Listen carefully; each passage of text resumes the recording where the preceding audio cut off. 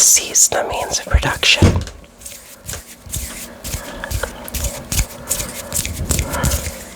How do you seize the means of production, and why is it necessary?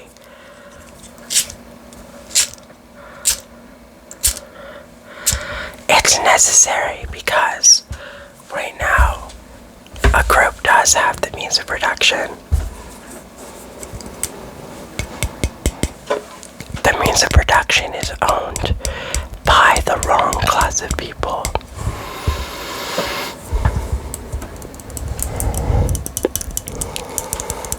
How does that happen? Let me explain.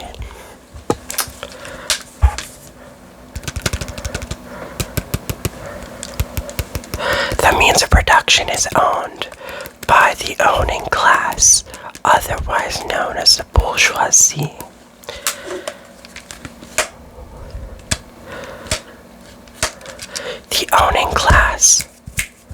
The owning class under capitalism is the class that owns stuff, but they get the value they don't produce. Think of a landlord. Landlords, they don't do much of anything. Of course, they have to organize a few things, but landlords mostly get money for your work that you did, and then you pay extra money, they make a profit. Landlords are part of the owning class. Your boss, if you own a factory, if you work in a factory, your boss who owns that factory doesn't do the same amount of work that he gets for the value you produce. You don't get the value currently under capitalism that you produce, which means the rich get richer and the poor get poorer because they did steal from the working class.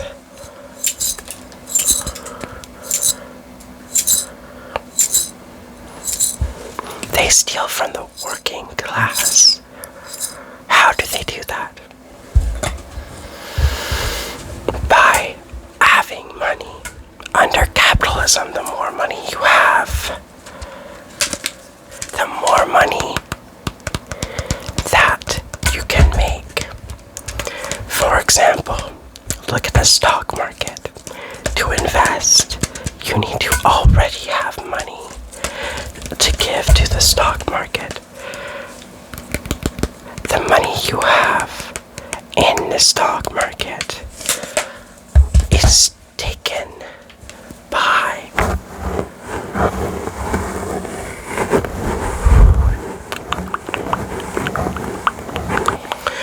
who makes the value in the stock market?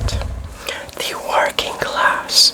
They are working in the factories, janitors, producing value. So the surplus value that they can get away without paying you goes to the wrong class of people.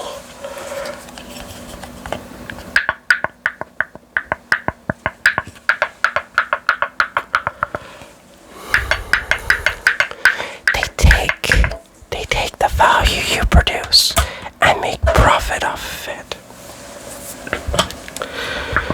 Thankfully, there is a solution. A system run by the proletariat, the working class, can be used to benefit the working class.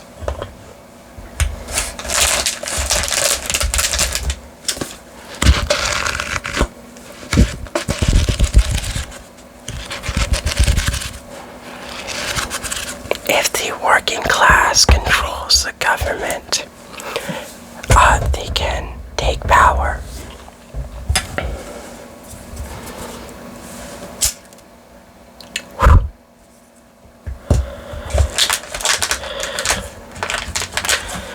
If the working class has power, they can slowly reclaim the means of production from the owning class.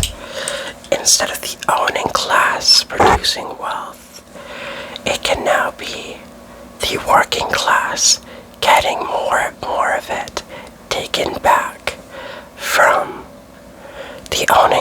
class until there is no more owning class. Though, to get rid of the owning class is not in one country. Communism is that eventuality. Once the state, as a mediation between the classes, takes all the power from one class, which now would be the owning class, because you cannot get rid of the working class.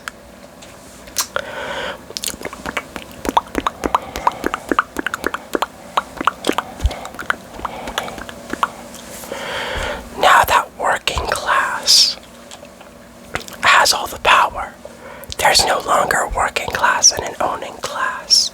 There's just is. Getting rid of class cannot happen in one country because one country doesn't control all the bourgeois class. If we got rid of the state as a mediation between the classes, there'd be no one to prevent the bourgeois class in other countries from taking power. So that's why, to achieve communism, a moneyless, stateless, classless society, we need to have every country have their revolution and be working towards communism. To work towards communism, it takes every government to be run by the working class. Although countries like China, the divide between the classes is getting smaller, so they can still work towards it.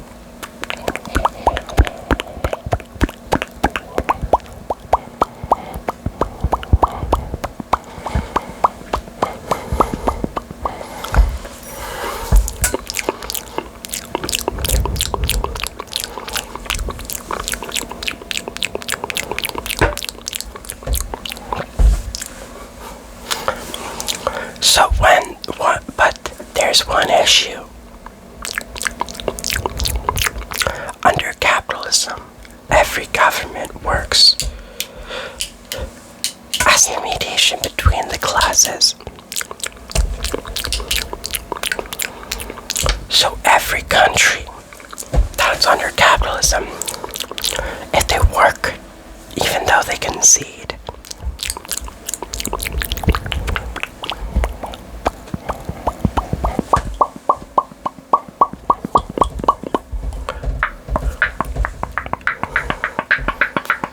even if they concede some stuff to the working class,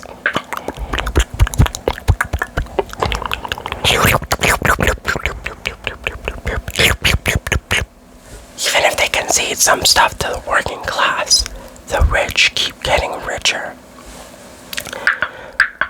Norway has a social democracy, so they have a social safety net, but they're still under capitalism.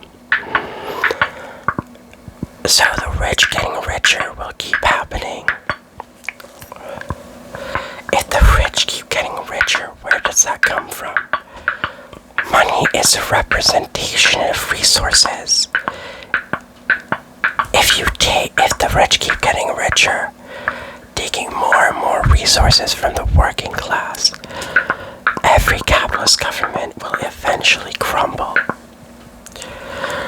Until the conditions are too bad, until there's not enough wealth or resources in these countries.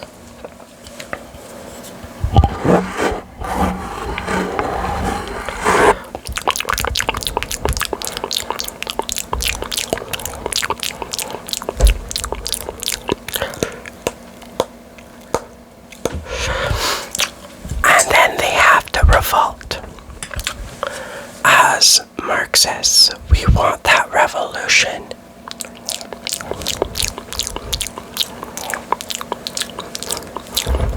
To succeed and not reinstate another kind of capitalism, but have a system, because it's run by the workers, And the voice of the masses is what dictates the country and the state.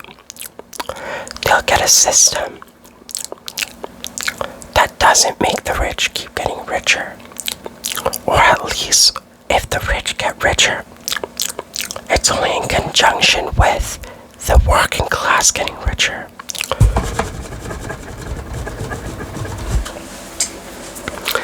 If the working class keep getting richer and take from the owning class, eventually there will be no class. So if any government is working for the working class,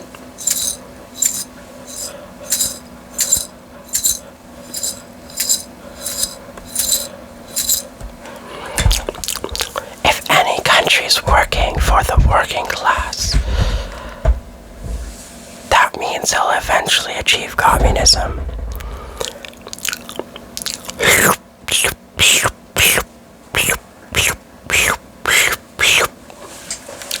That's why there is no mediation, no in-between, because you always represent one class of people.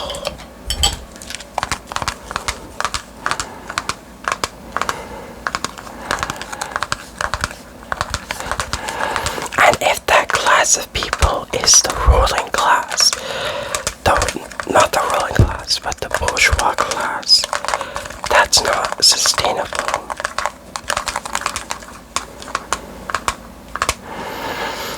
But if it is the working class, eventually, since the ruling class isn't necessary, the owning class isn't necessary, that means there will be no owning class eventually.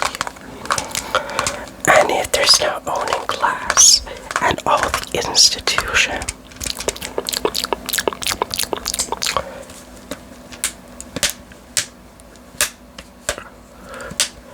and if all the institution is set up,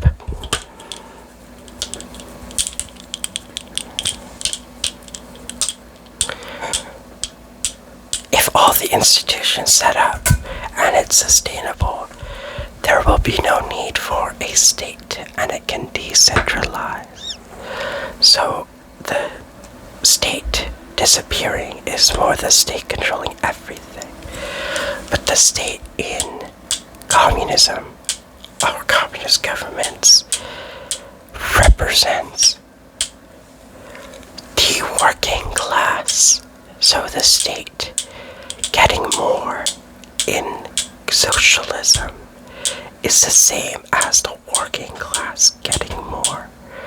And once the working class gets everything,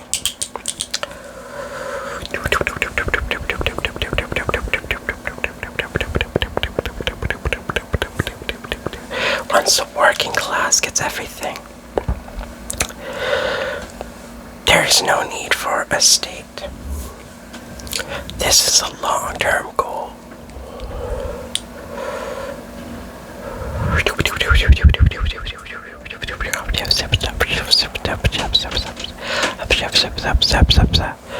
And then the state can dissolve. But to make sure the state is representing the working class, there needs to be an ideological control. How do you make one ideology have power? There are two ways, but both require a party that represents the workers and leads the country. If there's more parties, if there are more parties, they need to still represent that ideology. In China, there's a Workers' Party, which has most control, the CCP.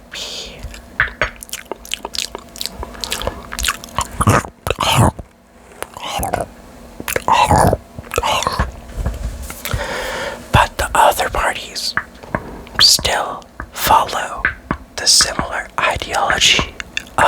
Marxism-Leninism. This is what I'm explaining is Marxism-Leninism.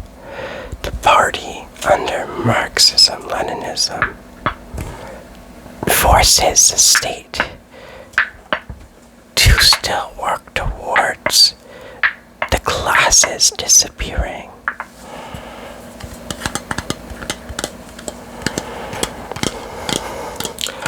This is how communism is achieved.